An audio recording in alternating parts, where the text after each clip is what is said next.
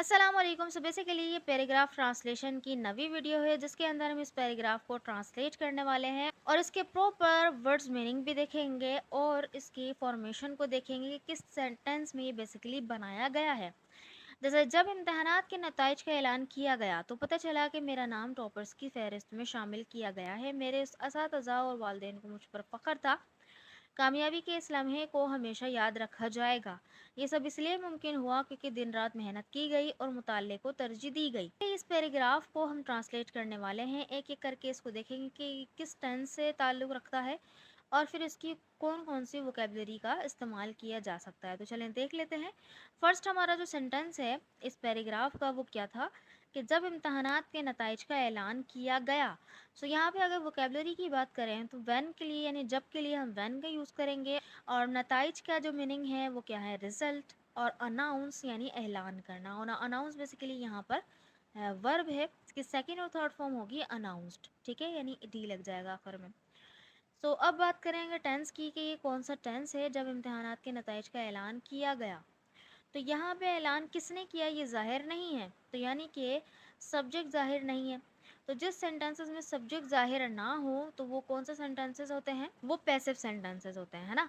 तो सब्जेक्ट ज़ाहिर नहीं है बल्कि ऑब्जेक्ट के बारे में बताया जा रहा है कि इम्तहानात के नताइज का ऐलान किया गया। अब किसने ऐलान किया ये ज़ाहिर नहीं है, तो किया गया ये पता चला कि पास्ट इंडेफिनिट का सेंटेंस है और पैसिव है। तो पास्ट इंडेफिनिट का पैसिव का फॉर्मूला क्या होता है कि ऑब्जेक्ट आता है। तो ये तो आपको पता है कि ऑब्जेक्ट सब्जेक्ट बन जाता है, यानी सब्जेक्ट की जगह वो ऑब्जेक्ट आएगा, देन उसके बाद वॉज वर आएगा, ठीक है, वॉज वर में से कोई एक।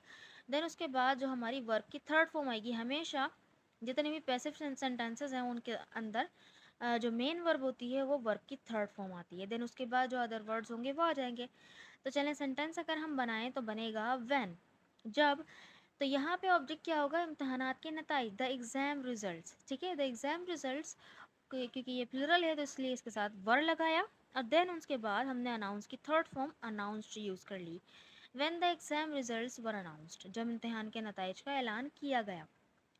सो नेक्स्ट सेंटेंस हमारा हुआ कि तो पता चला कि मेरा नाम टॉपर्स की फहरिस्त में शामिल किया गया। यहाँ पर जो है तो पता चला ये इट से शुरू होगा, यानी डमी सब्जेक्ट यूज़ होगा यहाँ पे इट का, क्योंकि हमें पता है कि किसके बारे में बात हो रही है, किसके बारे में पता चला। तो इसके लिए तो पता चला, इसके लिए हम यूज़ करेंगे रिवील का, मतलब ज़ाहिर हुआ, मंजर आम पर आया। तो ये मंजर आम पर आया यानी पता चला ये, ठीक है, ये ज़ाहिर हुआ।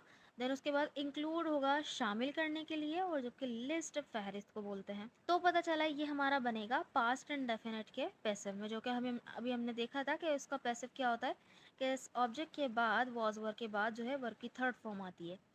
और जब के मेरा नाम टॉपर्स की फहरिस्त में शामिल किया गया है, तो ये क्या है, एक पास्ट में है तो दूसरा भी जाहिर सी बात है पास्ट होगा। तो ये क्या है, पता चला उससे भी पहले उस जो टॉपर्स की फहरिस्त में शामिल कर लिया गया था। तो ये बेसिकली बनेगा, ये है से पता चल, है से आपको लग रहा होगा कि प्रेजेंट में बनेगा, लेकिन नहीं, क्योंकि एक क्लॉज जब पास्ट में हो तो जाहिर सी बात है पास्ट की ही बात हो रही होगी ना। तो ये बनेगा हमारा पास्ट परफेक्ट टेंस में, ठीक है। पास्ट परफेक्ट का क्या होता है, हैड बीन के बाद वर्ब की थर्ड फॉर्म आती है ना। तो ये ऐसे बनेगा कि इट वॉज रिवील्ड, तो पता चला, ये मंजर आम पे आया, दैट के माई नेम, मेरा नाम, हैड बीन इंक्लूडेड, मेरा नाम शामिल कर लिया गया है in the list of toppers, toppers की फहरिस्त में। ओके, नेक्स्ट हमारा सेंटेंस है मेरे असातिज़ा और वालिदैन को मुझ पर फ़ख्र था। तो ये पैसिव नहीं है, ये सिंपल सेंटेंस है जिसके अंदर हम एक स्टेटमेंट बता रहे हैं कि किसी को हम पे फ़ख्र था, ठीक है। तो फ़ख्र होना बेसिकली हम बोलते हैं proud of, proud of someone, जिसके ऊपर फ़ख्र है। तो मुझ पर तो यहाँ पे मी आ जाएगा, ठीक है, प्राउड ऑफ के बाद। और बेसिकली असातिज़ा को तो आपको पता ही है टीचर्स कहते हैं और वालिदैन पेरेंट्स।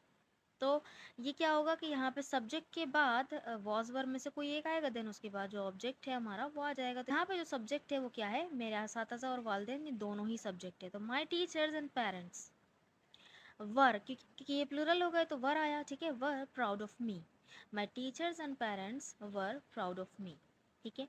नेक्स्ट हमारा सेंटेंस है कामयाबी के इस लम्हे को हमेशा याद रखा जाएगा। तो याद रखा जाएगा ये क्या है, फ्यूचर, ठीक है।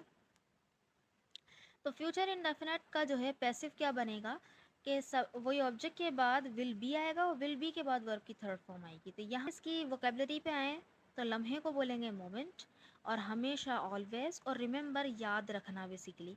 तो कामयाबी का ये लम्हा बेसिकली ये जो है हमारा क्या बनेगा, ऑब्जेक्ट बनेगा, यानी कि शुरू में आ जाएगा सब्जेक्ट के तौर पे।